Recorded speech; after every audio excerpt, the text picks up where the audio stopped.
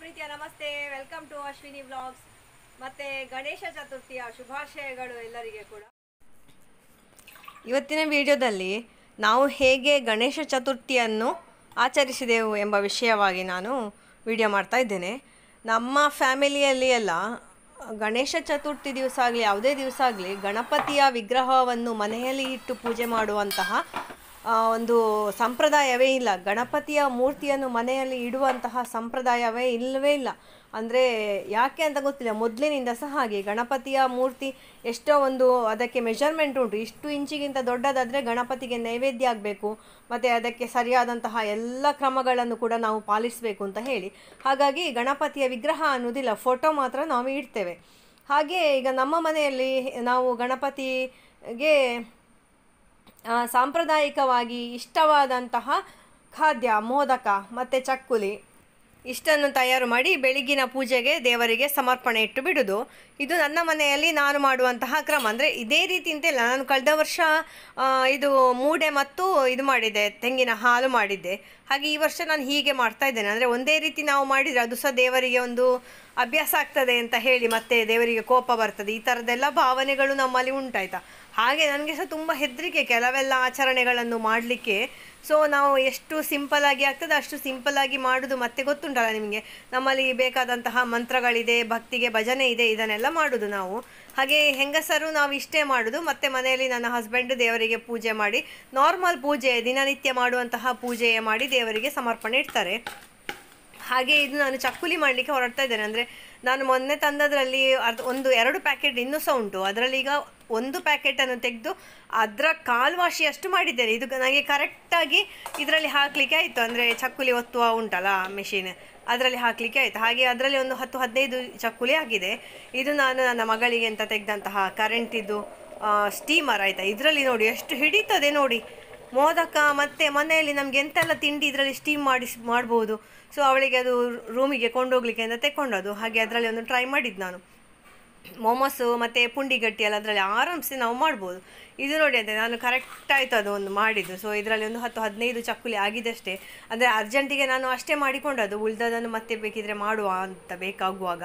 ಹಾಗೆ ಈ ಥರದ ಮಿಕ್ಸ್ ಇದ್ದರೆ ತುಂಬ ಒಳ್ಳೆ ಆಗ್ತದೆ. ಮತ್ತು ಇದು ಎಷ್ಟು ಒಳ್ಳೆದಿತ್ತು ಅಂತ ಹೇಳಿದರೆ, ಈ ಮಿಕ್ಸ್ ಉಂಟಲ್ಲ ತುಂಬ ಸಾಫ್ಟು ಬಂದಿದೆ. ಇದಕ್ಕೆ ನಾನು ಖಾಲಿ ನೋಡಿ ತೆಂಗಿನೆಣ್ಣೆ ಮಾತ್ರ ಹಾಕಿದ್ದು, ತೆಂಗಿನೆಣ್ಣೆಯನ್ನು ಬಿಸಿ ಮಾಡಿ ಹಾಕಿದ್ದು. ಅವರದ್ರಲ್ಲಿ ಬೆಣ್ಣೆ ಹಾಕಿ ಅಂತ ಹೇಳಿದರು, ಒಂದು ಸಣ್ಣ ನೆಲ್ಲಿಕಾಯಿ ಗಾತ್ರದ ಬೆಣ್ಣೆ ಆಯ್ತು. ಬೆಣ್ಣೆ ಇರಲಿಲ್ಲ, ಅದಕ್ಕೋಸ್ಕರ ಹಾಗೆ ಹಾಕಿದ್ದು. ಇದು ಚಕ್ಕುಲಿ ಮಾತ್ರ ಉಂಟಲ್ಲ, ನಾವು ಇದಕ್ಕೆ ಹಾಕುವಾಗ ಭಾರಿ ಜಾಗ್ರತೆ ಬೇಕು. ಅದು ಹೇಗೆ ಹಾಕೋದು ಅಂತವೇ ನನಗೆ ಗೊತ್ತಿಲ್ಲ. ಅದು ಎಣ್ಣೆ ಎಲ್ಲ ರಟ್ತದೆ, ಮತ್ತು ಮೆಲ್ಲ ಬಿಟ್ಟರೆ ಅದೆಲ್ಲ ಬಿಡ್ತದಲ್ಲ, ಅದರ ಸುರುಳಿ ಸುತ್ತಿದೆಲ್ಲ ಓಪನ್ಸ್ ಆಗ್ತದೆ. ಹಾಗೆ ನಮ್ಮ ಮನೆಯಲ್ಲಿ ನಾವು ಇಷ್ಟು ಮಾಡಿದ್ದು. ಮತ್ತು ನನ್ನ ಭಾವ ನಾವು ಎಲ್ಲ ಮನೆಯಲ್ಲಿ ಮೊದಲು ಒಟ್ಟಿಗೆ ಇರುವಾಗ ಅವರೇ ಗಣಹೋಮ ಎಲ್ಲ ಮಾಡ್ತಾಯಿದ್ರು. ಆದ ಕಾರಣ ಅದರ ನೆನಪಿಗೋಸ್ಕರ ಅವರ ಮನೆಯಲ್ಲಿ ಅವರೊಂದು ಗಣಹೋಮ ಅಂತ ಮಾಡ್ತಾರೆ. ಹಾಗೆ ಇಲ್ಲಿ ನಾವೇ ಇರುವ ಕಾರಣ ನಾವು ಅವರ ಮನೆಗೆ ಹೋಗ್ತೇವೆ ಗಣಹೋಮಕ್ಕೆ. ಹಾಗೆ ನನ್ನ ಹಸ್ಬೆಂಡ್ ಇಲ್ಲಿ ಪೂಜೆ ಆಗಿ ಅವರು ಬೆಳಿಗ್ಗೆ ಬೇಗನೆ ಹೋಗಿದ್ರು ಅಲ್ಲಿಗೆ, ಅದಕ್ಕೆ ಬೇಕಾದ ಸ್ವಲ್ಪ ಹೆಲ್ಪ್ ಎಲ್ಲ ಮಾಡಲಿಕ್ಕೆ ಅಂತ ಹೇಳಿ. ನಾನು ಇಲ್ಲಿ ಇದನ್ನೆಲ್ಲ ಮಾಡಿ ಮತ್ತೆ ನಮ್ಮ ಮನೆಯದ್ದು ಸ್ವಲ್ಪ ಕೆಲಸ ಎಲ್ಲ ಮಾಡಿ ಮತ್ತೆ ನಾನು ಹೋದದ್ದು.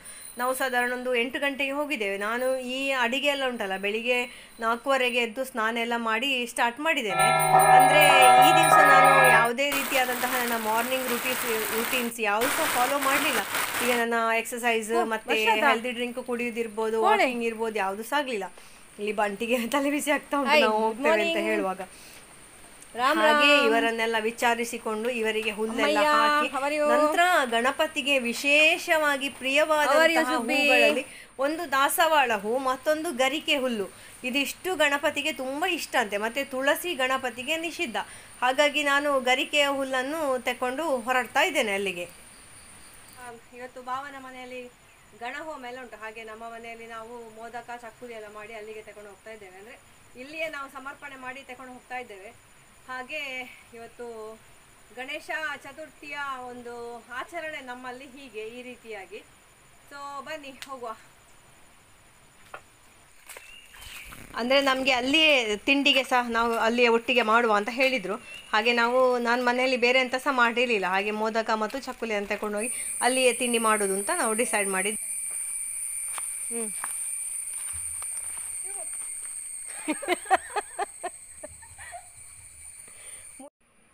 ಸೊ ನಾವಿಬ್ಬರು ಅಲ್ಲಿಗೆ ತಲುಪುವಾಗ ಪೂರ್ಣಾಹುತಿಯ ಹೊತ್ತು ಸರಿಯಾಗಿದೆ.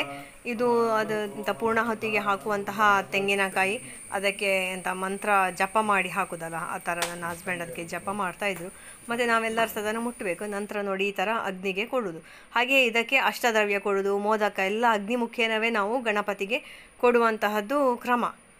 ಸೊ ಇಲ್ಲಿ ನನ್ನ ಭಾವ ಅಷ್ಟದ್ರವ್ಯ ಎಲ್ಲ ಮಾಡಿದರು, ಮತ್ತು ಅದಕ್ಕೆ ಮೋದಕ ಮಾಡಲಿಲ್ಲ. ಅಂದರೆ ಮೋದಕ ಮಾಡಿದರೆ ಆ್ಯಕ್ಚುಲಿ ಹಾಕಬೇಕಂತೆ, ಅವಲಕ್ಕಿಯ ಬದಲು ಅಷ್ಟದ್ರವ್ಯದಲ್ಲಿ ಒಂದು ಯಾವುದು ಅಂತ ಹೇಳಿದರೆ ಮೋದಕ ಅಂತ ಇದ್ದ. ಅದು ನನಗೆ ಭಾವ ಹೇಳಿಯೇ ಗೊತ್ತು. ಹಾಗೆ ನಾವು ಏನೆಲ್ಲ ಮಾಡ್ತೇವೆ ಅದನ್ನೆಲ್ಲ ನಾವು ಇದಕ್ಕೆ ಹಾಕಬೇಕು. ಹೋಮದ ಅಗ್ನಿಗೆ ನಾವು ಸಮರ್ಪಣೆ ಮಾಡಿ ಗಣಪತಿ ದೇವರಿಗೆ ಅದನ್ನು ತಲುಪಿಸುವಂತಹ ಮಧ್ಯವರ್ತಿ ಅಂತೆ ಅಗ್ನಿದೇವರು. ಹಾಗೆ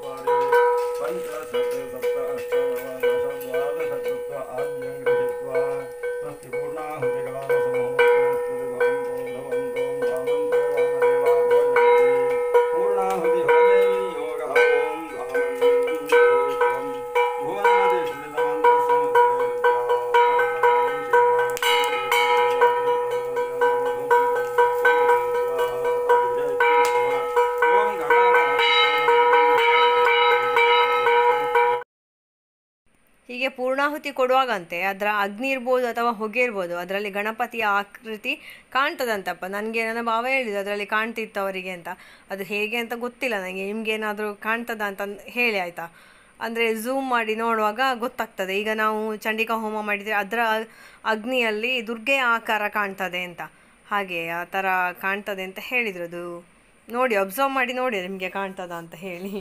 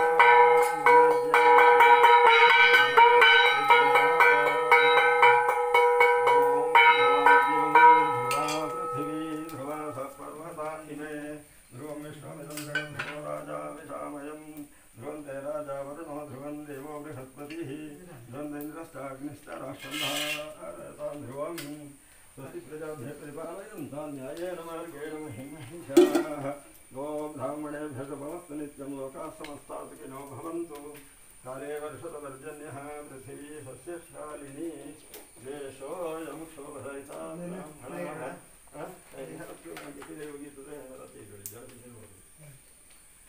देशोऽयं शोभरहिताः ब्राह्मणाः सन्तु निर्भयाः अपुत्राः पुत्रिणः सन्तु पुत्रिणः समर्पयामि सुत्वये शिवसुताय श्री वरदमूर्तये नमः अग्नत्वन्नैति पुत्रवत्सनागो गणनायका पत्वरं महागणपतिना ज्ञानतिभवन्तति चौतितानि मम गणपति सन्तोषं कारणं भवतु कुटुम्बं तु संसारं भवन्तवर्तिञ्चिति इष्टारिष्टकष्टनष्टं परिहारं भवतु कृषिक्षेत्रवर्मण रोगगಳೆಲ್ಲ ಪರಿಹಾರಂ ಭವतु ಆಯುರಾರೋಗ್ಯ ಹೀಗೆ ಇಲ್ಲಿ ಒಂದು ಗೇರು ಬೀಜದ ಪಂಚಕಜ್ಜಾಯ ಮಾಡಿದರು, ಮತ್ತೊಂದು ಅಷ್ಟದ್ರವ್ಯ ಮಾಡಿದರು. ಈಗ ಇದು ಹುತಭಸ್ಮ ಅಂತ ಹೇಳ್ತಾರಲ್ಲ ಇದನ್ನು ನಾವು ಯಾವಾಗಲೂ ಹಣೆಗೆ ಹಾಕಿಕೊಳ್ಬಾರ್ದಂತೆ, ಕುತ್ತಿಗೆಗೆ ಹಚ್ಚಿಕೊಳ್ಬೇಕಂತೆ ಈ ಪ್ರಸಾದವನ್ನು.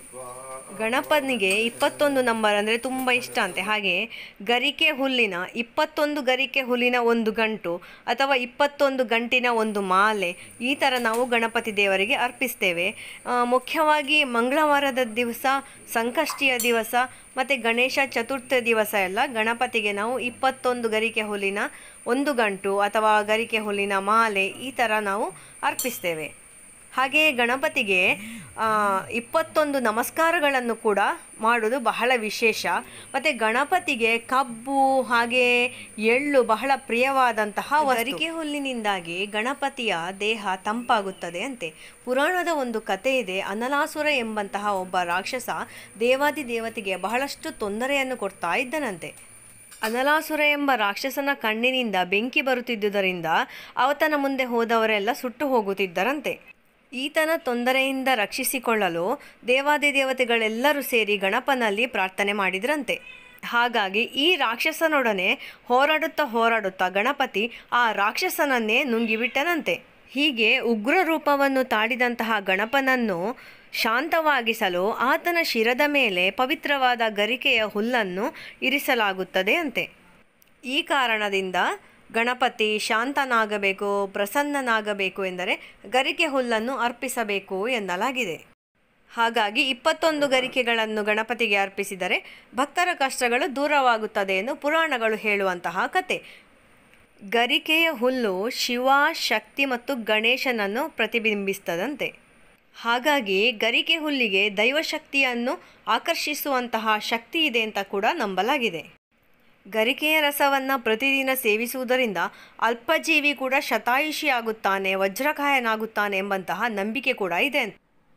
ಇದೊಂದು ಹೊಸ್ತಿಲು ಬರೆಯುವ ಹೂ ಆಯಿತಾ. ನಮ್ಮದು ತಿಂಡಿಯಲ್ಲಾಗಿ ನಾವು ಹೊರಗೆ ಬರುವಾಗ ನನ್ನ ಕಣ್ಣಿಗೆ ಇದು ಬಿತ್ತು.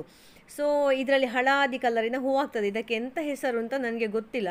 ಬಟ್ ಇದು ಹೊಸ್ತಿಲಿಗೆ ಇಡ್ತೇವೆ ನಾವು. ಹೊಸ್ತಿಲಿಗೆ ಇಡುವಂತಹ 5 ಬಗೆಯ ಹೂಗಳಲ್ಲಿ ಇದು ಕೂಡ ಒಂದು. ಸೊ ನನಗೆ ತುಂಬ ಇಷ್ಟ ಆಯಿತು. ಹಾಗೆ ನಮ್ಮ ಹೊಸ್ತಿಲಿಗೆ ಇಡುವ ಅಂತ ಹೇಳಿ ನಾನು ತೆಕ್ಕೊಂಡು ಬರ್ತಾ ಇದ್ದೇನೆ. ಹಾಗೆ ನಮ್ಮ ತಿಂಡಿ ಎಲ್ಲ ಆದ ನಂತರ ನಾವು ಅಲ್ಲಿಂದ ಹೊರಟೆವು ಮನೆಗೆ ಬಂದ ನಂತರ ನನ್ನ ಹಸ್ಬೆಂಡ್ ನಮ್ಮ ಊರಿನಲ್ಲಿ ಇಟ್ಟಂತಹ ಗಣಪತಿಯ ವಿಗ್ರಹವನ್ನು ನೋಡಲಿಕ್ಕೆ ಅಲ್ಲಿಂದ ಹೊರಟು. ಹಾಗೆ ಇವತ್ತಿನ ಈ ಒಂದು ವಿಡಿಯೋ ನಿಮಗೆಲ್ಲ ಇಷ್ಟ ಆಗಿದೆ ಅಂತ ಅಂದ್ಕೊಳ್ತೇನೆ. ಇಷ್ಟ ಆಗಿದ್ರೆ ಪ್ಲೀಸ್ ಲೈಕ್ ಮಾಡಿ, ಹಾಗೆ ಶೇರ್ ಮಾಡಿ. ನೀವು ಫಸ್ಟ್ ಟೈಮ್ ನೋಡೋರಾಗಿದ್ದರೆ ಸಬ್ಸ್ಕ್ರೈಬ್ ಮಾಡಲಿಕ್ಕೆ ಮರಿಬೇಡಿ. Thank you for watching. Take care, stay happy, healthy and fit. ಜೈ ಶ್ರೀ ಮಹಾಗಣಪತಿ. ಗಂ ಗಣಾಧಿಪತಯೇ ನಮಃ.